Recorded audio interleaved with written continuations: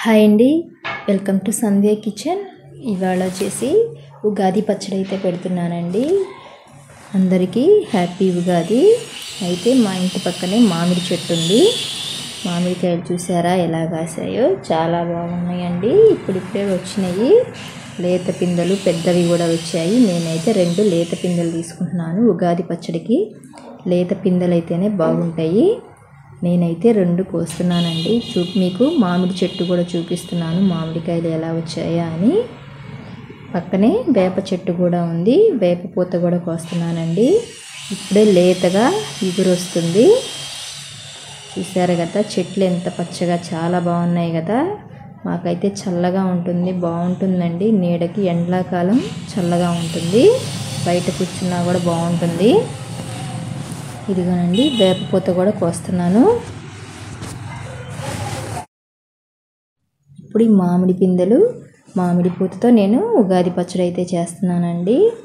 సందర్భం వచ్చిందని మీకు మామిడి చెట్టు కూడా చూపిస్తున్నాను. వేప పూత కూడా కోసుకున్నాము కదా, మామిడి ఆకులు కూడా కోసుకున్నాము. ఇదిగోనండి ఉగాది పచ్చడి అయితే చేస్తున్నాను. ఇప్పుడు చింతపండు వస్తుంది కదా, కొత్త చింతపండు, చింతకాయల్లోది, అది కూడా చూపిస్తున్నానండి మీకు. ఇవి 4 తీసుకుంటున్నాను. చింతకాయలు తీసుకొని కడిగేసుకొని నానబెట్టేసుకున్నాము. వేపపూత తీసుకుంటున్నానండి.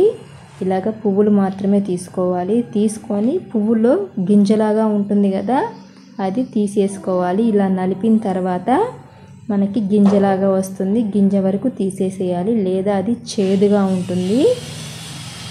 ఉగాది పచ్చడి తినేటప్పుడు చేదు తగులుతుంది. ఇవి తీసేసి పక్కన పెట్టేసుకున్నాము. పూత వరకు ఒక గిన్నెలో తీసి పెట్టుకున్నాము. ఇదిగోనండి మామిడి పిందెలు ఉన్నాయి కదా, ఇవి చిన్న ముక్కలుగా కట్ చేసుకోవాలి. ఉగాది పచ్చడికి ఎప్పుడైనా సరే మామిడి పిందెలతోనే చేస్తే బాగుంటుంది. కాయలతో అంతగా బాగోదండి, ఇలా పిందెలతోనే ట్రై చేయండి. ఇవి చిన్న ముక్కలుగా కట్ చేసుకున్నాము.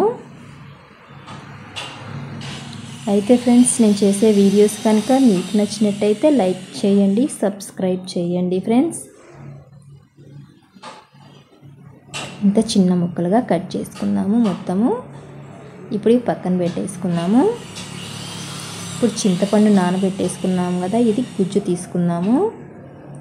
కొత్త చింతపండుతోనే చేస్తారండి ఉగాది పచ్చడికి. ఇలాగ గుజ్జు తీసుకొని ఒక గిన్నెలోకి అయితే తీసుకుందాము. ఇంకొంచెం నీళ్లు తీసుకొని వేసుకున్నాము చింతపండు గుజ్జు. ఇప్పుడు ఇందులోకి మామిడి ముక్కలు వేసుకున్నాము. వేపపూత ఉంది కదా, ఈ వేపపూత కూడా వేసుకున్నాము. ఒక 1/2 స్పూను మిరియాలు దంచింది వేస్తున్నానండి, మిరియాల పొడి.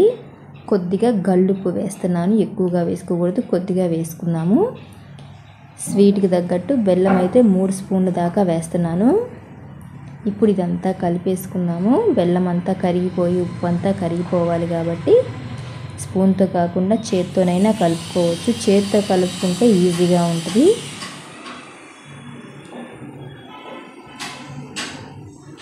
చూసారు కదండి, ఎంతో ఈజీగా ఉగాది పచ్చడి అయితే రెడీ అయిపోయినట్టే. టేస్ట్ కూడా చాలా బాగుంటుంది. ఈ విధంగా ట్రై చేయండి, చాలా బాగా కుదురుతుంది. అంతేనండి. ఈ వీడియో కనుక మీకు నచ్చినట్టయితే లైక్ చేయండి, షేర్ చేయండి, కామెంట్ చేయండి, సబ్స్క్రైబ్ చేయటం మాత్రం మర్చిపోకండి.